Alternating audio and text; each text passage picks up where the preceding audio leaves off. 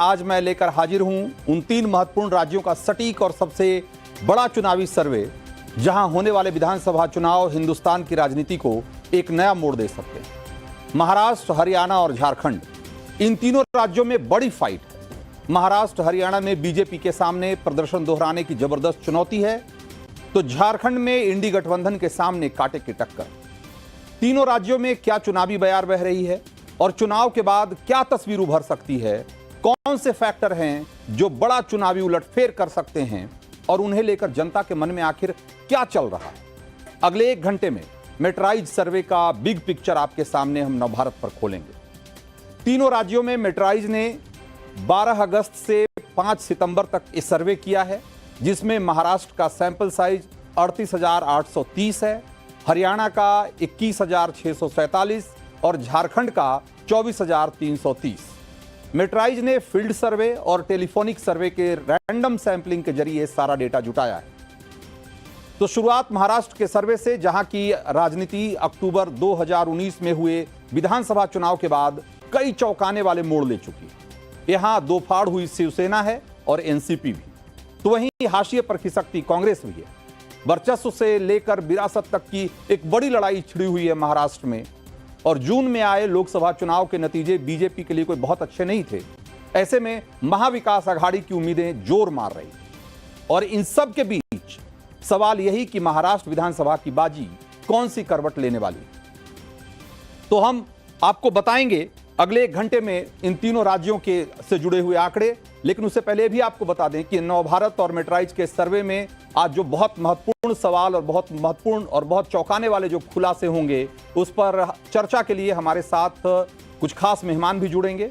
और जो लोग हमारे साथ इस चर्चा में जुड़ेंगे उसमें बीजेपी के प्रवक्ता हैं प्रदीप भंडारी, और कांग्रेस का पक्ष रखने वाले राजनीतिक विश्लेषक तहसीन पूनावाला, और उसके अलावा शिवसेना के किशोर तिवारी भी हमारे साथ जुड़ेंगे। साथ ही मेट्राइज सर्वे के डायरेक्टर मनोज सिंह भी हमारे साथ होंगे, तो उनके पास चलेंगे। उससे पहले जरा जल्दी से देख लेते हैं वो सवाल जो कि हमने इस सर्वे में पूछे, और उन सवालों के जवाब में महाराष्ट्र की जनता क्या कह रही है। जरा जल्दी जल्दी दिखाना शुरू करिए।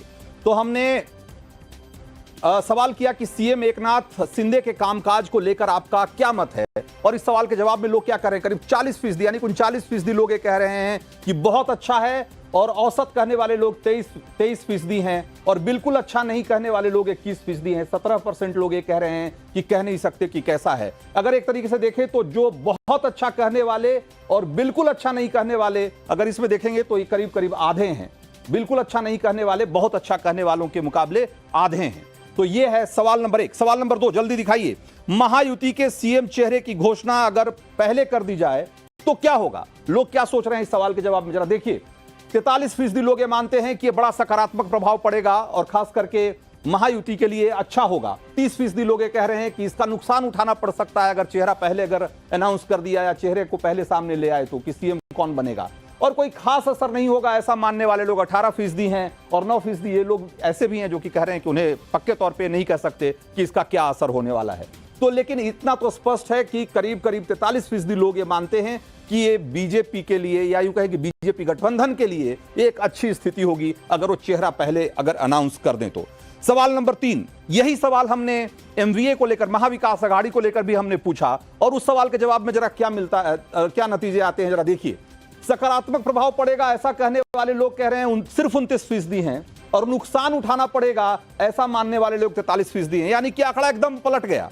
वहां पे सकारात्मक प्रभाव पड़ेगा बीजेपी गठबंधन के बारे में ऐसा मानने वाले 43% थे। यहां 43% लोग ये कह रहे हैं कि नहीं, अगर आपने चेहरा अनाउंस कर दिया सीएम का तो आपको नुकसान उठाना पड़ जाएगा। एकदम से आंकड़ा पलट गया है, और कोई खास असर नहीं होगा 14%, और 14% लोग ऐसे भी हैं जो कि कह रहे हैं कि उन्हें पता नहीं पक्के तौर पर कि क्या असर होगा। तो यह है सवाल नंबर 3। चौथा जरा दिखाइए। सवाल नंबर हमने 4 पूछा कि चाचा शरद पवार के साथ जा सकते हैं क्या अजित पवार, यह सवाल हमने किया, और 45% लोग ये कह रहे हैं कि हां जा सकते हैं, क्योंकि हालात कुछ इसी तरीके से बन रहे हैं, और ऐसा लगता है कि बीजेपी के लिए गले की फांस बन गए हैं अजित पवार। तो क्या मालूम कि अजित पवार को ऐसा महसूस हो और वो पाला बदल लें। तो 45% लोग कहते हैं कि हां बदल सकते हैं, नहीं, ऐसा नहीं होगा। ऐसा मानने वाले लोग 33% हैं, और नहीं जिन्हें कुछ जो पक्के तौर पे नहीं कह सकते 22% लोग ऐसे हैं इसमें। इसके अलावा हमने सवाल पूछा कि एनसीपी अजित पवार का जो गुट है उससे गठबंधन पर बीजेपी और आरएसएस में जो मतभेद दिख रहा है कि आरएसएस को लगता है कि एनसीपी जो अजित पवार की वजह से ही चुनाव में बड़ी हार हुई है लोकसभा चुनाव में, तो ये जो खास करके बीजेपी और आरएसएस के बीच में इसको लेकर जो एक तरीके से चल रहा है वहां पे मतभेद, क्या इसका आने वाले विधानसभा चुनाव पे कोई असर पड़ेगा क्या? ये हमने सवाल किया था और इस सवाल के जवाब में लोग क्या कह रहे हैं जरा देखिए। कोई प्रभाव नहीं पड़ेगा ऐसा मानने वाले 36% लोग हैं, 39% लोग कह रहे हैं कि इसका जबरदस्त असर होगा अगर दोनों के बीच में आरएसएस और बीजेपी के बीच में इसी तरीके से अगर मतभेद रहा तो। 22% लोग ये कहते हैं कि कुछ हद तक प्रभाव पड़ेगा, और कह नहीं सकते वाले 3% लोग हैं। तो ये है लोगों की राय इन बड़े सवालों को लेकर। जल्दी से 2 और सवाल हैं, जरा इसी से जुड़े हुए जल्दी से दिखाइए। हमने पूछा कि दलित और आदिवासी 2 महत्वपूर्ण वोट बैंक, इनको लेकर के क्या लोगों की राय है? दलित वोटरों का पसंदीदा गठबंधन कौन सा है इस बार, और हमारे सर्वे में क्या निकल कर आ रहा है? देखिए 43% लोग कह रहे हैं कि वो इस बार जो है वो महायुति गठबंधन को इनका वोट जाएगा और महायुति इनकी फेवरेट पार्टी है। 32% महाविकास आघाड़ी यानी एमबीए को मान रहे हैं ऐसा कि ये दलितों के लिए सबसे फेवरेट पार्टी के रूप में या गठबंधन के रूप में सामने आ सकते हैं। 21% लोग ये कह रहे हैं कि कोई दूसरा गठबंधन हो सकता है, और कह नहीं सकते वाले भी 4% हैं। तो ये है दलित वोट बैंक के बारे में कि इस बार महाराष्ट्र में, जो कि बहुत इंपॉर्टेंट माना जा रहा है, उसका रुझान किस तरफ होगा और किस तरफ क्या रुख कर सकता है, ये उसको लेकर रिजल्ट आ रहे हैं, इस तरह के आंकड़े आ रहे हैं। उसी ढंग से आदिवासी वोटरों के बारे में भी हमने पूछा कि आदिवासी वोटर इस बार किस तरफ जा सकते हैं। इसमें इस बार बिल्कुल पलट गया है मामला। अगर आप देखेंगे तो दलितों में जहां पर महायुति यानी कि बीजेपी गठबंधन फेवरेट निकल के आ रही थी, आदिवासियों के मामले में महाविकास आघाड़ी जो है फेवरेट गठबंधन के रूप में सामने आ रही है। देखिए 42% लोग ये कह रहे हैं कि महाविकास आघाड़ी की तरफ उनका वोट जाएगा, और उनकी इन वोटरों की जो है वो पसंदीदा जो गठबंधन है वो महाविकास आघाड़ी होगा। महायुति 34% लोग कह रहे हैं। अन्य कोई गठबंधन 14% और 10% लोग ऐसे हैं जो पक्के तौर पे नहीं बता सकते कि आदिवासियों का सबसे फेवरेट पार्टी या यूं कहें कि गठबंधन कौन सा होगा। तो ये तो हुआ। जल्दी से हमने कुछ सवाल और भी दिखाएंगे, लेकिन हमारे साथ जो स्टूडियो में मेहमान हैं एक बार उनका रुख करते हैं और सीधे चलेंगे। बीजेपी के प्रदीप भंडारी हमारे साथ हैं। प्रदीप जी, ये जो हमने आंकड़े दिखाए आपको, और उसको देख के ऐसा लगता है कि बीजेपी और आरएसएस के बीच में जिस तरह का रिफ्ट है, जिस तरह का मतभेद है, खास करके अजीत पवार को लेकर, क्या अजीत पवार वाकई बीजेपी के लिए गले की फांस बन गए हैं? ना उगलते बन रहा है ना निगलते बन रहा है। देखिए, मैं ये कहना चाहता हूं कि भारतीय जनता पार्टी एनडीए जो है वो साथ में पूरा चुनाव महाराष्ट्र का लड़ रही है। वहीं दूसरी तरफ अगर आप महाविकास आघाड़ी को देखेंगे तो वहां पे शरद पवार जी के अगर आप स्टेटमेंट्स उठा के देखें तो आप पाएंगे कि वहां सबसे ज्यादा कंफ्यूजन है सीट शेयरिंग को लेके भी, चीफ मिनिस्टर पोजीशन को लेके भी। हमारे यहाँ पे स्पष्टता है कि हम एकनाथ शिंदे जी, देवेंद्र फडणवीस जी और अजीत पवार जी साथ में मिलकर चुनाव लड़ रहे हैं। बाद में आपने बात करी, कोई भी मतभेद नहीं है, ये आपस में चर्चा होती है। मैं आपको एक इंपॉर्टेंट डेटा पॉइंट देना चाहूंगा। मनोज जी यहाँ पे ने पूरा डेटा किया है, उनके सर्वे की मैं काफी इज्जत करता हूं।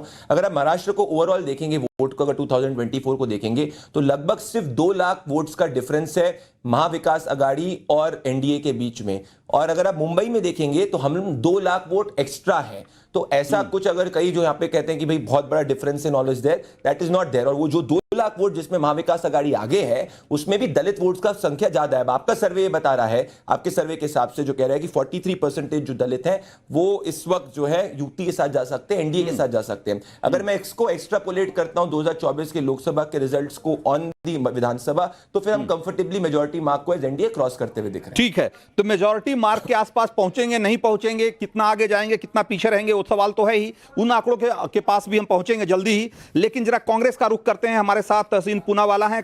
मैं तहसीन आपसे ये सवाल कर रहा हूं कि एक तरफ हमारा सर्वे कहता है कि अगर महाविकास आघाड़ी ने चुनाव के पहले अपना सीएम का चेहरा अनाउंस कर दिया तो इसका नुकसान होगा, और ऐसा मानने वाले लोग करीब 43% लोग हैं। लेकिन उद्धव मुंह फुलाए बैठे हैं कि हमारा नाम अनाउंस करो। मतलब आपके लिए भी वही स्थिति? रंजीत जी, आपके शो में शिरकत करने का मौका मिला, मैं आपका शुक्रगुजार हूँ। और अच्छी बात है कि प्रदीप आज मेरे सामने, क्योंकि प्रदीप ना सिर्फ भाजपा के बहुत अच्छे प्रवक्ता है, वो एक बहुत अच्छे सेफोलॉजिस्ट भी है। तो ये बात वो आंकड़े समझते हो, मनोज जी तो है ही यहाँ पर। देखिए ओवरऑल आंकड़े दिखा रहे कि एनडीए की नाक थोड़ी आगे, इनकी लीड थोड़ी बड़ी है। ये मनोज जी लास्ट टाइम भी जब इनके साथ सर्वे में बैठा था ये दिखा रहे हैं। अब दो बात प्रदीप ने कही। एक तो उन्होंने कहा कि देखिए एनडीए का कोई मुख्यमंत्री चेहरा नहीं है। मैं उद्धव जी की बात पे आता हूँ, ये बात ठीक कहा उन्होंने प्रदीप ने। लेकिन भाजपा में भी प्रदीप नहीं कह सकते देवेंद्र फडणवीस ही बनेंगे मुख्यमंत्री, क्योंकि एकनाथ शिंदे जी सिटिंग मुख्यमंत्री है।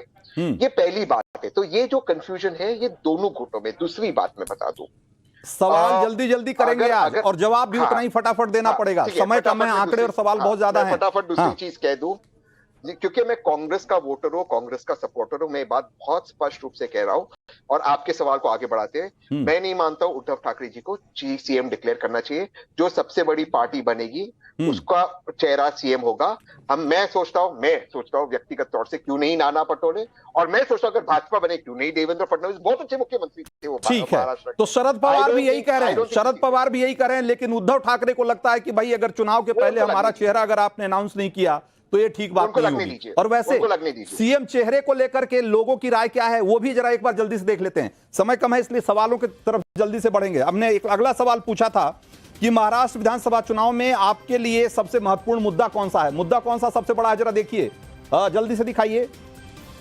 सवाल दूसरा, अगला सवाल है, हाँ, महाराष्ट्र विधानसभा चुनाव में आपके लिए सबसे महत्वपूर्ण मुद्दा कौन सा होगा। इसमें 29% लोग कह रहे हैं कि सीएम का चेहरा, सीएम उम्मीदवार बहुत महत्वपूर्ण है उनके लिए, और 23% लोगों के लिए गठबंधन महत्वपूर्ण है। 11% लोग हैं ये कह रहे हैं कि उनके लिए सरकार का कामकाज ज्यादा मायने रखता है, न कि चेहरा और गठबंधन। 5% लोग ये कहते हैं कि किसानों से जुड़े मुद्दे महत्वपूर्ण हैं, रोजगार 9% लोगों के लिए, और 23% ऐसे लोग हैं जिनके लिए और बाकी दूसरे मुद्दे भी महत्वपूर्ण हैं। तो ये है लोगों की राय बड़े मुद्दों को लेकर के। जरा मराठा आरक्षण का मुद्दा जो कि बहुत दिनों से महाराष्ट्र की राजनीति में गूंज रहा है। अगला सवाल दिखाइए। मराठा आरक्षण मुद्दे का एनडीए पर कैसा असर पड़ेगा, या यूं कहें कि महायुति पर क्या असर पड़ेगा, इसको लेकर लोग क्या कह रहे हैं। नुकसान होगा ऐसा मानने वाले लोग 34% हैं, और 24% लोग कह रहे हैं कि ये उनके पक्ष में जा सकता है, फायदा होगा इसका। 31% लोग कह रहे हैं कि इसका कोई चुनाव में असर नहीं पड़ने वाला है, और 11% लोग कह रहे हैं कि उन्हें पता नहीं कि इसका असर होगा, क्या होगा, नहीं होगा। तो ये है मराठा आरक्षण जो कि एक बड़ा मुद्दा माना जा रहा है इस चुनाव में, उसको लेकर लोगों की राय।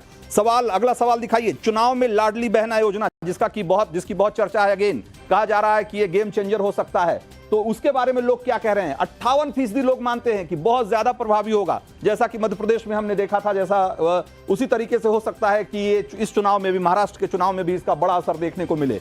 कुछ हद तक प्रभावी होगा ऐसा मानने वाले लोग 24% हैं। कोई लाभ नहीं होगा ऐसा 6% लोग कह रहे हैं। बाकी 5% लोग कह नहीं सकते, और प्रचार का एक तरीका है, 7% लोग ऐसा मानते हैं।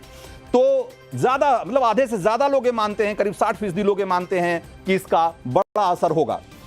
इसी तर्ज पे भाई के साथ, बहनों के साथ साथ भाइयों को खुश करने के लिए भी जो योजना लाई गई, लाडला भाई योजना, इसके बारे में लोग क्या कह रहे हैं। ये कह रहे हैं कि गेम चेंजर ऐसा मानने वाले लोग 36% हैं जो कहते हैं कि लाडला भाई योजना है वो गेम चेंजर साबित हो सकता है, और 33% लोग हैं वो कह रहे हैं कि कुछ असर होगा, इसका बहुत ज्यादा असर नहीं होगा। 22% लोग कह रहे हैं कि कोई असर नहीं होगा, और 9% हैं वो कहते हैं कि उन्हें पता नहीं पक्के तौर पर कि इसका क्या असर हो सकता है चुनाव में। और अब सबसे महत्वपूर्ण सवाल जिसके बारे में अभी चर्चा कर रहे थे और आगे भी करेंगे, कि आपका पसंदीदा मुख्यमंत्री चेहरा कौन है। और इसमें एक बार फिर से Eknath Shinde clear cut leader के तौर पे उभर रहे हैं। 37% लोग कह रहे हैं कि उनके लिए एकनाथ शिंदे सबसे बड़े फेस हैं मुख्यमंत्री के लिए। उद्धव ठाकरे के बारे का पक्ष लेने वाले 21% लोग हैं। देवेंद्र फडणवीस को सीएम देखना चाहते हैं, ऐसे लोगों की संख्या 21% है। 10% शरद पवार के पक्ष में हैं, और 11% लोग ऐसे हैं जो कि बाकी दूसरे और नामों की तरफ भी इशारा कर रहे हैं। तो ये है सीएम चेहरे को लेकर बात। अब जल्दी से आंकड़ों के बारे में भी बात कर लेते हैं कि मेट्राइज सर्वे में जो आंकड़े क्या कह रहे हैं, और जो हमने सर्वे का जो किया है उसमें किस तरीके से अगर अभी चुनाव हुए तो किस तरह की स्थिति महाराष्ट्र में उभर के किस तरह की तस्वीर दिख सकती है, जरा जल्दी से दिखाइए।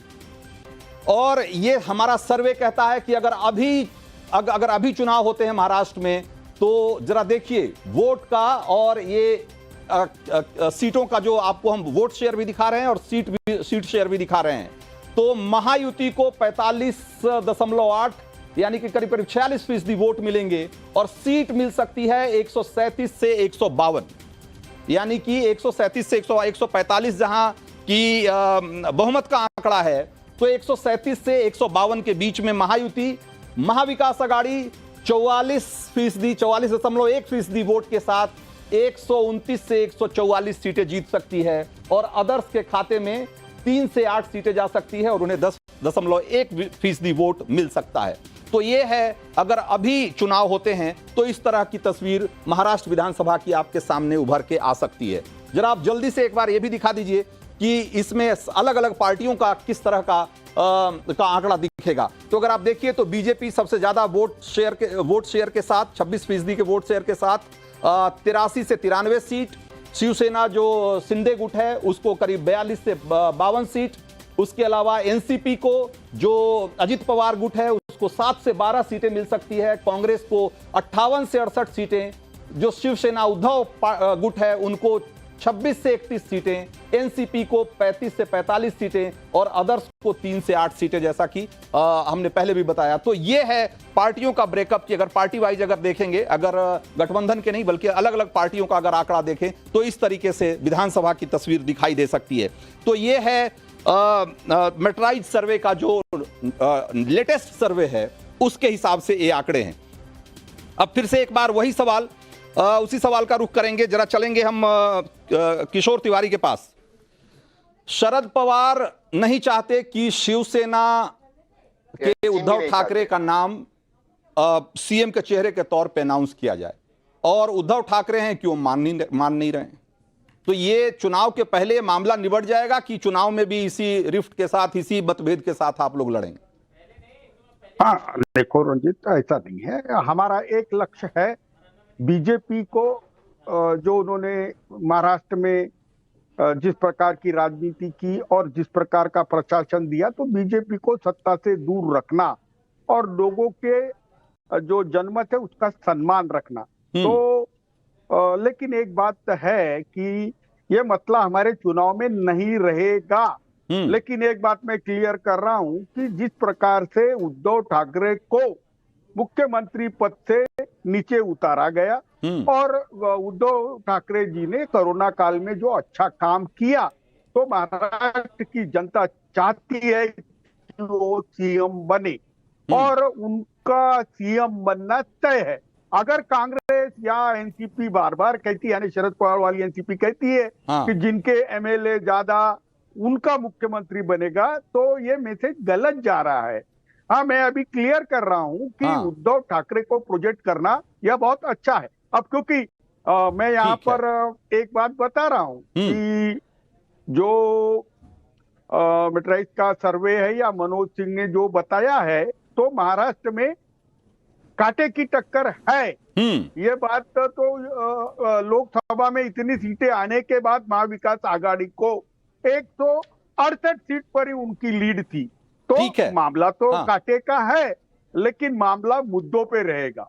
ठीक है, ठीक है। मैं जरा मनोज सिंह के पास एक बार चलूंगा। मनोज सिंह जी, ये जो मराठा आरक्षण का मुद्दा है, आपको क्या लगता है कि ये मनोज जारंगे के बारे में कहा जा रहा है कि अपनी अलग पार्टी बना लेंगे, चुनाव लड़ेंगे, तो ये सब जो चीजें चल रही है इसका क्या असर देखते हैं आप इस बार विधानसभा चुनाव? देखिए, जहां तक मनोज जारंगे का जो है, कहा जाता है कि ये शरद पवार के समर्पित नेता हैं और जो कहिए कि ओबीसी के लीडर हैं या मराठा लीडर हैं, और इनके द्वारा ये आंदोलन कर रहे हैं और ये धीरे धीरे हो रहा है। लेकिन एक बात ध्यान रखिएगा कि उनके इतने बड़े आंदोलन को शिंदे ने बहुत शांतिपूर्वक तरीके से अभी तक मैनेज किया है। तो लोगों के अंदर ये मैसेज भी जा रहा है कि शिंदे किस तरीके से लीडरशिप के रूप में अपने आप को उभार रहे हैं। ऐसे स्थिति में जो आप सीएम का जो पॉपुलैरिटी रेट दिखा रहे थे, उसमें साफ दिख रहा था कि लोगों के बीच में उनकी पॉपुलैरिटी बढ़ रही है। उसी के साथ से देखिएगा कि उद्धव का, जैसे अभी कहा गया कि उद्धव को सीएम बनाना चाहिए था, मैं भी मानता हूं कि यदि उद्धव को घोषित करते तो चाहे कांग्रेस और शरद पवार को फायदा होता, लेकिन उनके लिए भी राजनीतिक थोड़ी सी दुविधा बनी हुई है। देखिए, उद्धव को जब आप नहीं बनाएंगे लीडरशिप में, तो ये मानकर चलिए कि जो उद्धव की सेना है वो शिफ्ट होगी शिंदे की तरफ और वो आंकड़े में भी दिखेंगे। बिल्कुल बिल्कुल। मैं एकदम क्विक रिएक्शन चाहूंगा, ब्रेक पे जाना है उससे पहले। प्रदीप भंडारी, महाराष्ट्र में इस बार जो शिवाजी की मूर्ति गिर गई, उसको लेकर के बड़ा एक सेंटिमेंट बना हुआ है। प्रधानमंत्री ने माफी भी मांग ली, लेकिन राहुल गांधी कह रहे हैं कि जो गलती करता है वही माफी मांगता है और जनता माफ नहीं करेगी ऐसी गलतियों के लिए।